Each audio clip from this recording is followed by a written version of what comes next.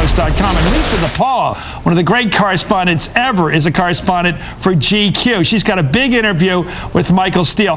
I have to tell you, Lisa, I have no idea what this gentleman was talking about, but here's an exchange in print. Michael Steele, the choice issue cuts two ways. You can choose life or you can choose abortion. You know, my mother chose life, so you know I think the power of the argument of choice boils down to stating a case for one or the other. DePaula, are you saying you think women have the right to choose abortion? Steele, yeah. I mean, again, I think that's an individual choice.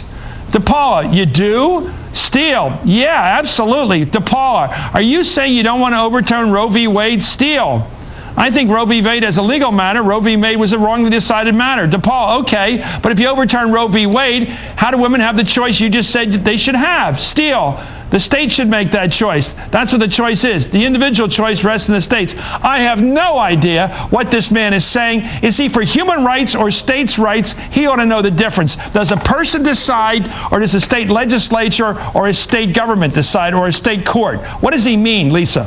Well, if you see, he went back and forth on it, and then at the end said it's a state issue. He did the same thing when I asked him about gay marriage. You know, it was kind of a back and forth, well, you should have this right, maybe you shouldn't have this right, and then at the end said it's a state thing. I think the state issue thing is an easy cop-out and Sure. an easy way to say, you know, I'd rather not answer this. Well, look, that's an argument we can all have. And this is a developing, evolving debate in this country about gay marriage, same-sex marriage. But on the issue of abortion, where the battleground is clear, where you know what the issue is, to confuse the issue of being for choice, I don't even like the word, but the decision ultimately being in the hands of the woman who's most involved in this decision, or the state outlawing it, or the government outlawing it, where is he? Well, I think it shows his ambivalence. And I do think that he, you know, was trying to make the point. And he's chairman of a national party. Well, he was trying to make the point, to me anyway, that, you know, there's a choice, and you can choose abortion, and you can choose to have the child, and that's not what a lot of the rank and file are expecting from him. What do you make of this politically, Chris? You've got to analyze this. Is this stepping into a traffic hazard here? Has he stepped into a situation where he's shown he's either unaware of one of the key issues that defines the cultural right, or what? Well, Chris, the problem, I think, for Steele is context. During the Republican National Committee chairman race, which he won, the criticism of him was he's too moderate. He is privately pro-choice. He is not as pro-life as he says.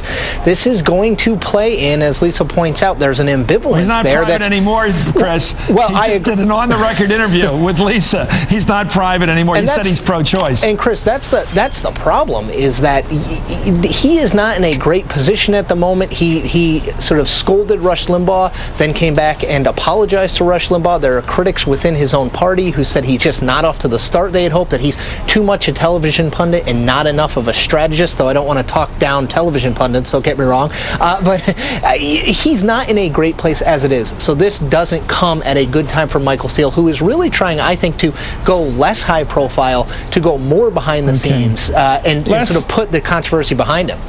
Lisa, a very murky question. It's murky for all of us. He asked the motivation of the party that you asked. Was he named the national chair because he was African American? What was his answer? He said, I don't know. And he said, and I think it says a lot about the state of the party, that I can't answer that question. I thought that was a very honest, direct I think that's a fair answer to me. I mean, how do you know anybody's motive? Exactly. You don't know, really. Exactly. And we'll be right back with Chris and Lisa DePaula.